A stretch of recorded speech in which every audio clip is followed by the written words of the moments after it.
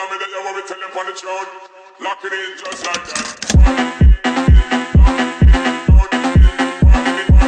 Hello guys, welcome to my YouTube channel. Ngayon po ay tuturo ko sa inyo kung paano maglagay ng pop-up doll sa inyong truck sa GTA San Andreas. Okay, sound check po muna tayo.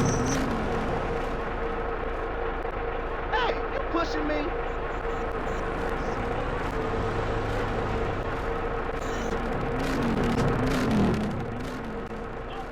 Okay, get in, get in, get in.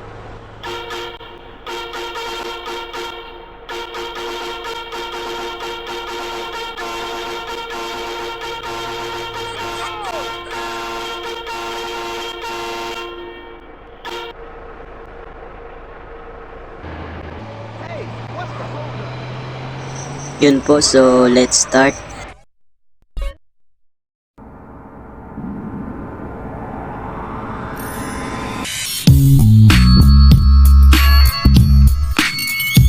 So ayun po, kailangan po natin itong GTA IMG tool. Ito po ang audio converter MP3. At syempre kailangan din po natin itong CR shader para po sa pag-extract ng parts.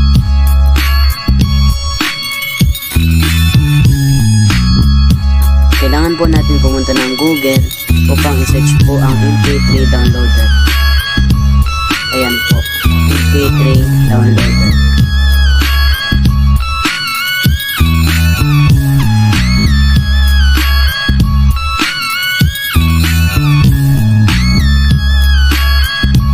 Yan lang po ang ilalagay nyo na sa pinakauna. Yan po, MP3 juice, MP3 download. Tapos dito lang po kayo mag-research kung anong lalagay nyo. So meron na po ako ng pop-up doll sound, kaya po di ko na po kailangan mag-download. Kaya lang po ang bahala ang mag-download.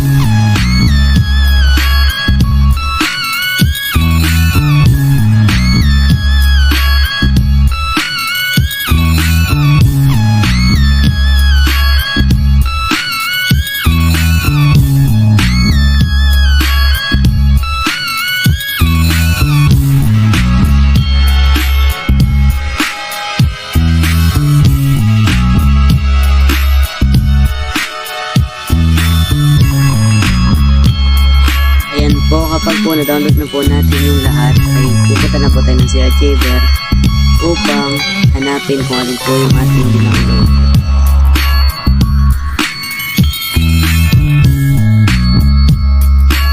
So ito po yung aking dinownload, popupdoll.mp3. Okay, punta po tayo ng audio converter. Convert file. Tapos po yung browse, internal storage, at yun pong dinownload yung MP3.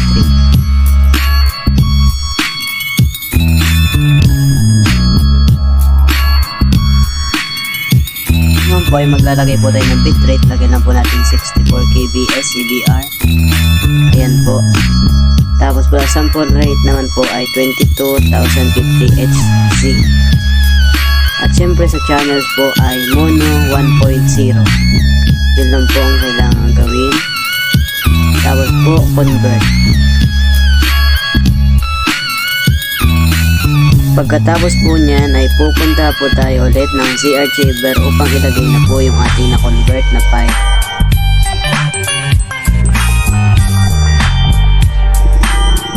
Punta lang po kayo ng music, audio media converter, at andyan na po sa pinakauna yung lalabas na kinonvert nyo sa MP3 converter o audio media converter. Gagawa lang po kayo ng new folder, kayo na po bahala kung ano ilalagay yung pangalan. Akin po ay horn sound at ika-copy nyo lang po.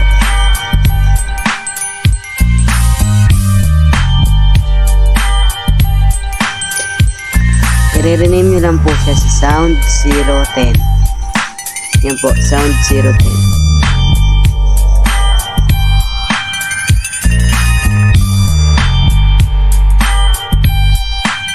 Matapos siya pong i-rename sa Sound 0010 ng MP3 nyo, ay lagay nyo na po sa kailangan po pala natin ng GenRLOSW at GenRLOSW-IDX. Makukuha lang po yan sa Android OBB, from the Trustor Games at dyan po sa dalawang files na yan. Okay, proceed na po tayo. GenRL, View, at punta po sa Bank 068.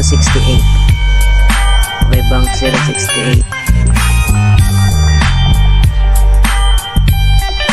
Pito nyo lang po, tapos i-delete nyo po yung Sound 0010 MP3.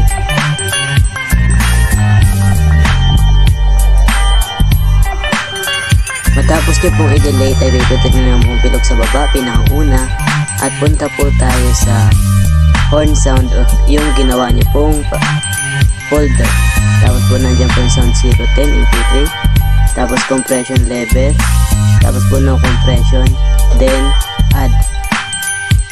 I-add lang po natin. Tapos matapos po yun ay punta na po tayo ng GTA and IMG Tools. GTA IMG Tools. Pindot lang po yung 3 dots. 3 dots is a audio fixer. At ipipix lang po natin yung GenRLOSW. So ayun po, na-fix na natin. Matapos po natin yung effects, ay ilalagay na lang po natin sa ating data ng ating GTA San Andreas game. Pupunta na po tayo sa Archiver. Tapos po yung ating GenRLOSW at GenRLOSW IDX ay ika-copy Android data. Hanapin lang po kung .rockstar games at files, audio is FX, at ikakopy lang po natin. Pinutin lang po yung bilog sa baba, apply to all files, replace. So ayun po, pwede na po nating itry ang ating pop-up doll horn mode GTA SA.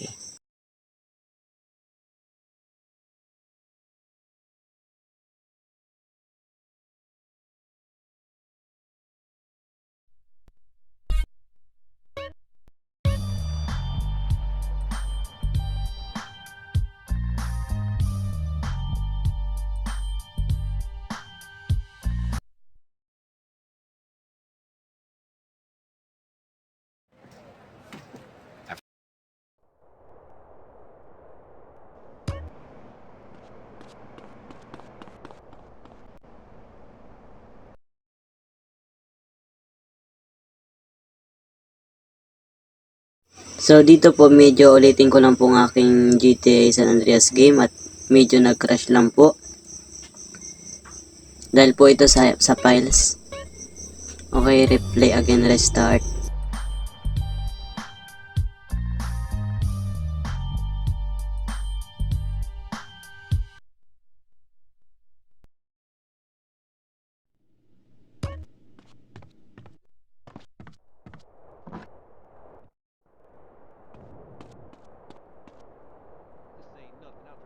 So, kung meron naman po kayong Cleo mode or Cleo script, ay pwede nyo naman pong i-spawn ng vehicle gamit ang vehicle spawner. Okay, lagay po natin ang road train. Ayan po, road train. Tapos, try na po natin yung ating nalagay na mod. Ipinutin lang po natin ng matagal yung busina ng truck.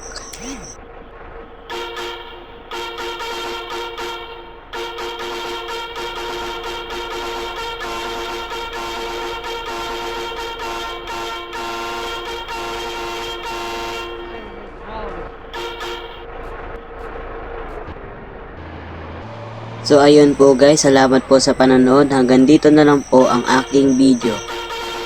Maraming salamat po. Dahil po ako po ay bagong YouTuber pa lamang, ay sana po ay inyong suportahan. Maraming salamat po. Follow me, that you want me tell them on the tune. Lock it in just like that. Follow me, that you want me tell them on the tune. Lock it in just like that.